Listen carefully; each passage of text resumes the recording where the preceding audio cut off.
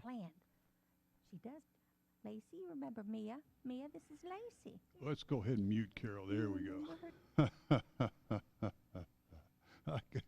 Going out to children's church. Isn't that awesome? Yeah.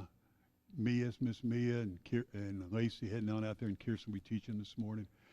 Hey, we're continuing our series, Lessons from the Life of Joseph, and we're talking about imprisoned yet faithful.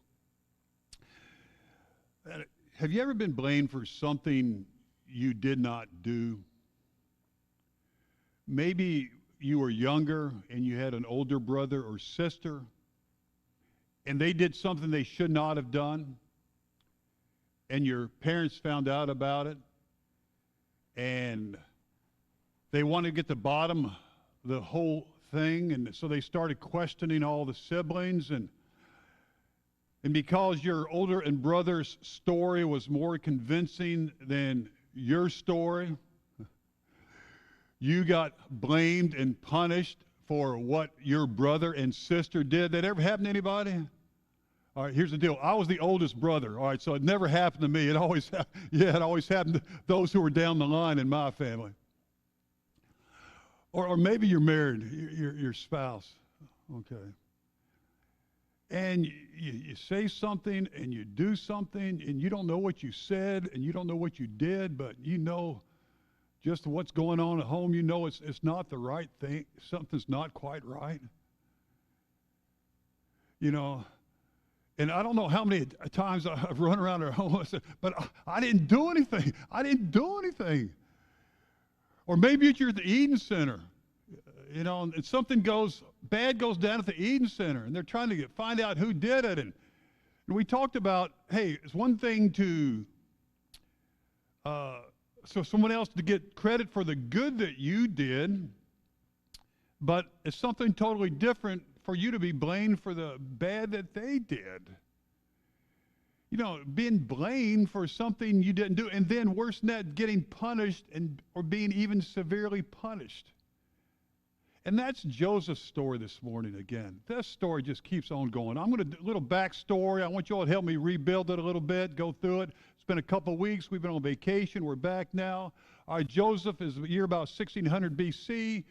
Of 12 sons, he's son number 11. All right, and he's his father's favorite. His daddy loves him more than all his other brothers, and because of that, his brothers were angry at him and jealous of him, and his father gave him a coat of what? Many colors, and they hated him all the more, so they wanted to kill him, but they ended up selling him into slavery, and they took him down to Egypt, and in Egypt all kinds of things happened to Joseph. And the story he goes down there. He was Israel's son, and then he goes down to Egypt, and he becomes Joseph the slave. And in Egypt, he becomes Joseph the student. And while he's there, he even becomes Joseph the conduit of God's blessings to others. And the story continues today, and we see that the story of Joseph being the conduit of blessings to others becomes Joseph the prisoner. Joseph the prisoner. Genesis 39, verse 6 and following. Now Joseph was well built and handsome, and after a while his master's wife took notice of Joseph and said, "Come to bed with me." But he refused. "With me in charge," he told her, "my master Potiphar does not concern himself with anything in the house. Everything he owns he has entrusted to my care. No one is greater in this house than I am. My master has withheld nothing from me except you, because you are his wife. How then could I do such a wicked thing and sin against God?" And though she spoke to Joseph day after day, he refused to go to bed with her or even be with her. All right, here we find something about Joseph. Not only has God blessed the work of his hands, he's blessed the beauty of Joseph's body. All right, we see that he is well built and handsome. He's not just well built, and he's not just handsome. He's well built and handsome. Okay? He's got an Arnold Schwarzenegger body and a George Clooney head. All right, put together in one. Now, I hate to say this, but it's painfully obvious to me here this morning that none of you guys here have suffered from the blessing that Joseph is suffering from. Myself included. Amen? Yeah, okay. Let's be real here. Let's be real.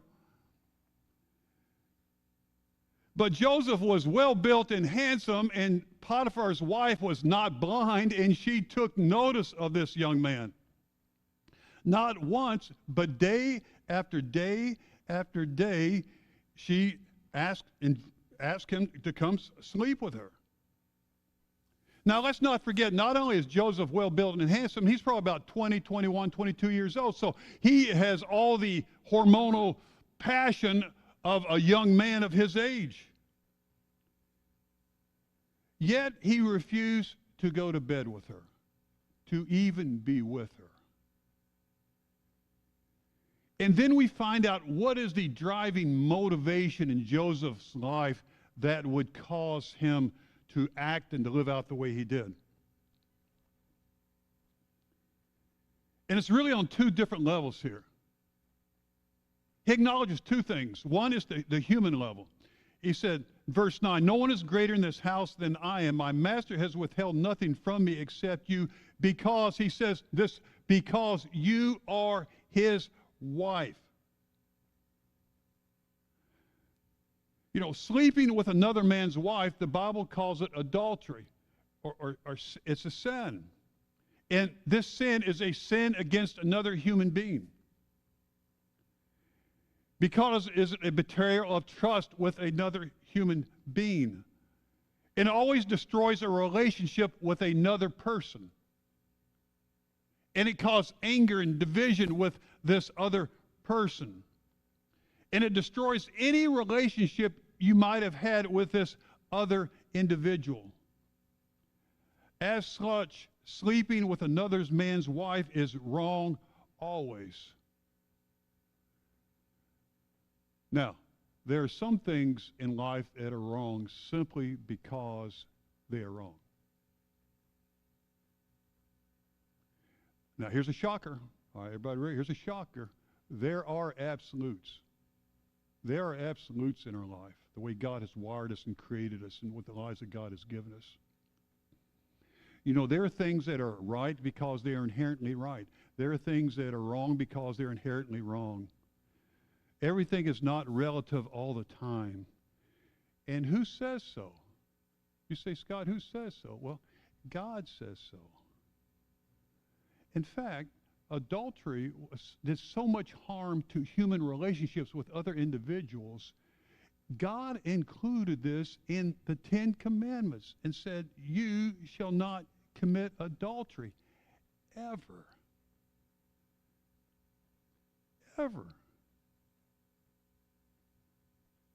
You know, and then God calls us to follow him in this area of our relationships with other individuals, the area of adultery, but also in every area of our lives. God asks us to follow him, to obey him, to believe in him. You know, and we've seen that God was with Joseph because Joseph was with God, and God blessed the works of Joseph's hands and everything he did because Joseph was with God. He obeyed God. He followed God. He was a godly man and reaped the benefits of a godly life. But the reality from God's perspective,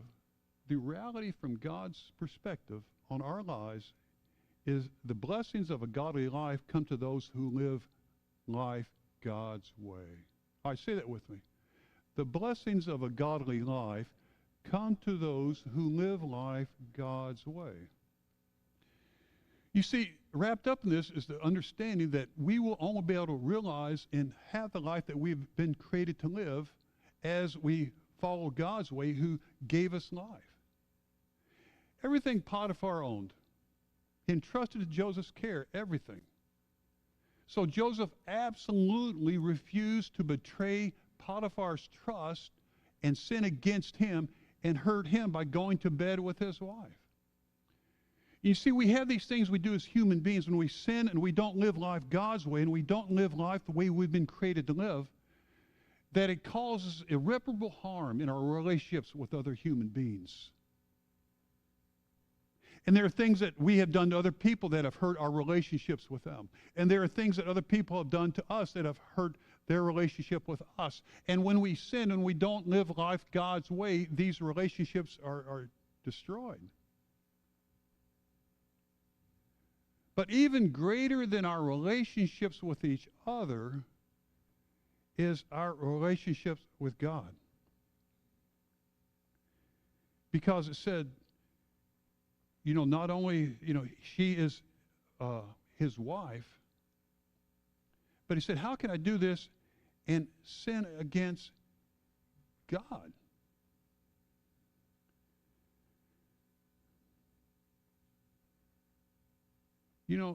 We only become fully human as we live out our relationship with God. And the story continues. And one day he went to the house to attend to his duties, Joseph did, and none of the household servants was inside. And the wife called him by his cloak and said, "Come to bed with me." But he left his cloak in her hand and ran out of the house. When she saw that he had left his cloak in her hand and had run out of the house, she called her household servants. "Look," she said to them, "this Hebrew has been brought to us to make sport of us. He came in here to sleep with me, but I screamed. When he heard me scream for help, he left his cloak beside me and ran out of the house." And she kept his cloak beside her until his master came home.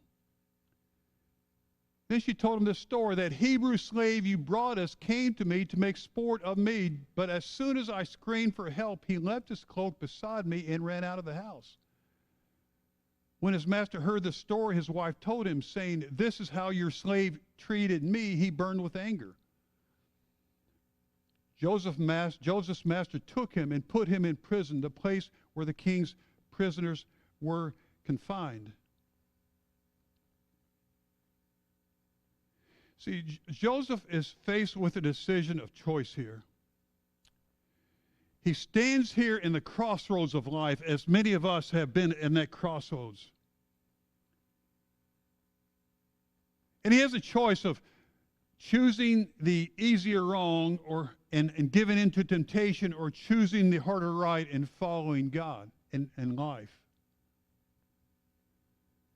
To value his relationship with Potiphar over this woman's advances, or to give in to them.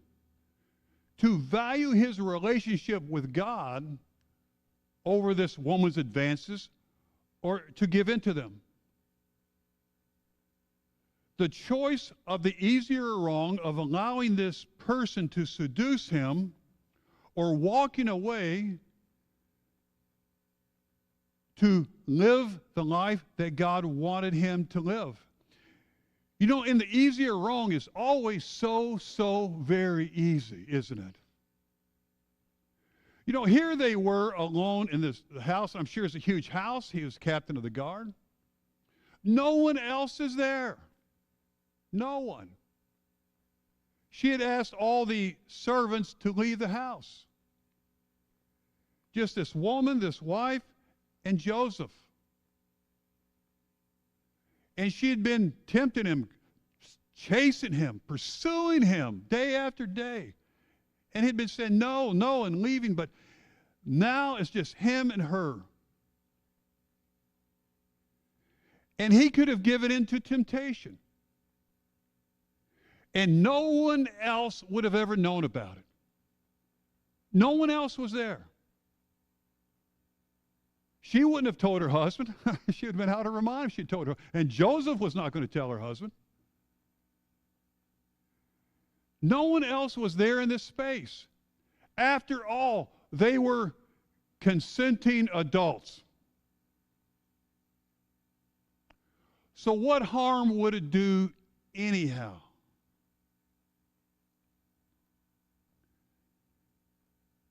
But Joseph chose the harder right, even when it was hard to choose, the godly right. And in his wildest imaginations, I don't think he foresaw what was going to happen next. You know, often in our lives, we think that if we follow God and we obey Him, and that we make godly decisions and do the right thing, that always good things are going to happen to us. That I keep saying, we'll have the life that we've been created to live, and that, well, that means life is going to be good all the time. That's not true. Sometimes when we choose to make the decision to follow Jesus, it puts us in a worse position rather than a better position. It seems. And here he chose the harder right to follow God. And as he does and seeks to leave, the wife grabs his cloak. He runs out of the house. She holds on to the cloak and begins screaming rape. And she continues to cry until her husband gets home. She tells him what has happened. He gets angry, and what does he do? Naturally, he seeks out punishment and throws Joseph into prison.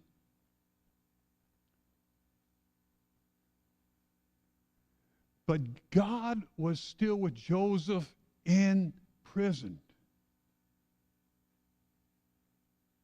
And because God was still with Joseph in prison, Joseph the prisoner ends up becoming Joseph the warden. Now, I don't know about you. I don't know about where you're at in your walk of faith, but if I'm Joseph, I'm about ready to punt on God right now. I've been a godly man. I lived a godly life. I've done all the right things. And here I'm getting blamed for something, and I'm getting blamed for doing the right thing. Something I didn't even do. And I'm saying, God, enough's enough. I can't, this is not worth it. You see, we have to understand, here was Joseph, the favorite of his father back in Canaan. Here was Joseph, who was then rocking it in Potiphar's house and leading his whole household.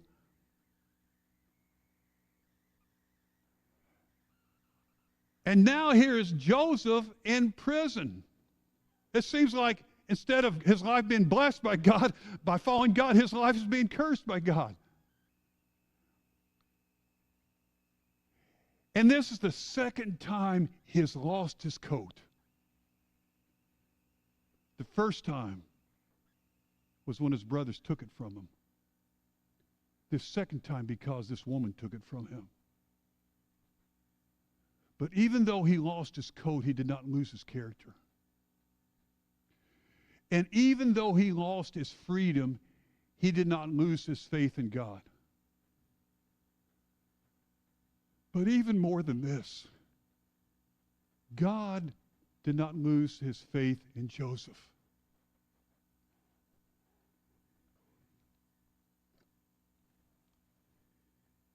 Because it reads, but while Joseph was there in prison, notice how this continues. The Lord was even there with him. He showed him kindness and granted him favor in the eyes of the prison warden.